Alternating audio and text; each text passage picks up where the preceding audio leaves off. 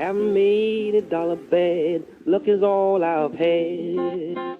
At the end of the war, President Abraham Lincoln had promised the freedmen 40 acres of land per family. But those promises died with Lincoln's assassination.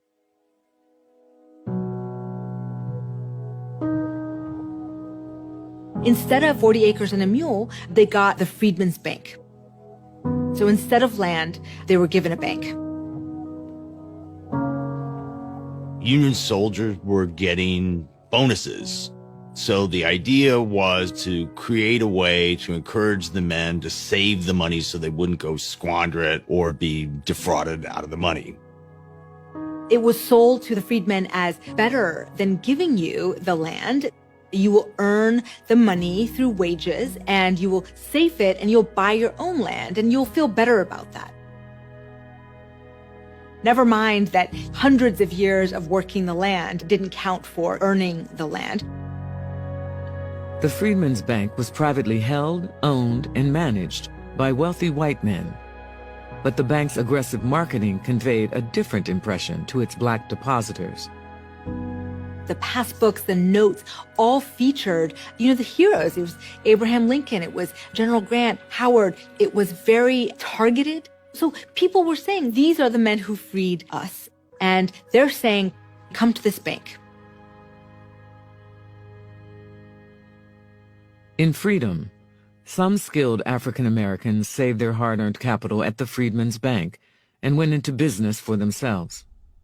For some black business people, personal services were the clearest path to success, and sometimes wealth.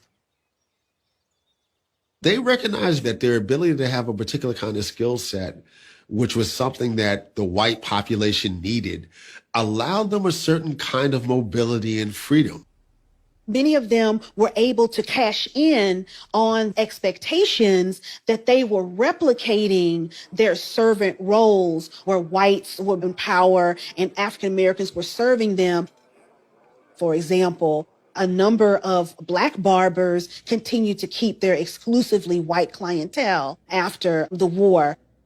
All these barbers spent that time in the barbershop, nurturing these relationships with white men, and used that money from the barbershop to help fund and to help fuel a black economic movement within their own communities.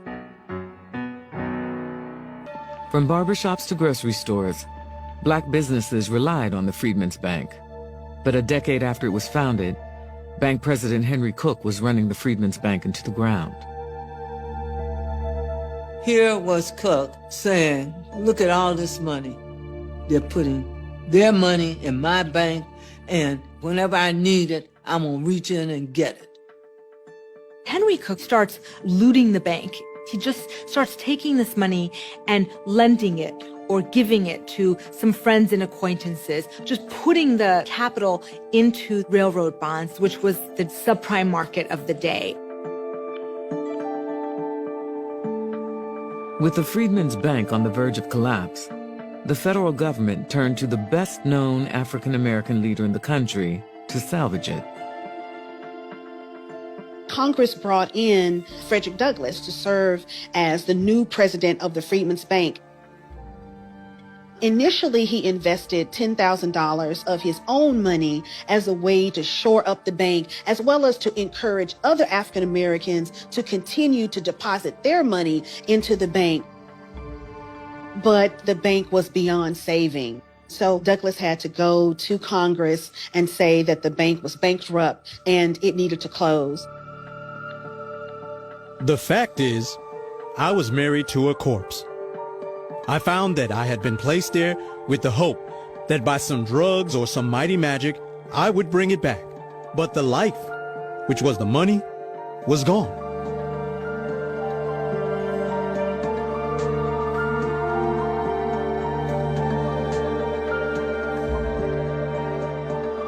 The hard-earned savings of the freedmen were lost just in the markets, just poof. And nobody gets prosecuted.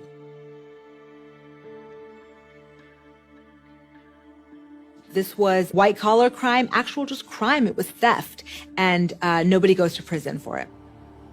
Not even 10 additional years of slavery could have done so much to throttle the thrift of the freedmen as the mismanagement and bankruptcy of the series of savings banks chartered by the nation for their special aid. From 1865 to 1874, about 70,000 people deposited the equivalent of $1.3 billion in modern day numbers. So African Americans enthusiastically embraced the Freedman'S Bank. It was a deep loss for African Americans and a loss of a vast amount of Black wealth. Soon after the collapse of the bank, the federal government withdrew from the South, returning control of the region to former slave owners. The dream of full citizenship for African Americans came to a screeching halt. We see the end of efforts to educate formerly enslaved people. We see the end of the protection of the right to vote. And what is allowed to happen is a series of legislative and extra-legal attempts to suppress African-American freedom. Any land that was able to be secured is also violently retaken. And so what you see is a reassertion of that racial hierarchy in the South that had the white landowners at the top and Black labor at the bottom.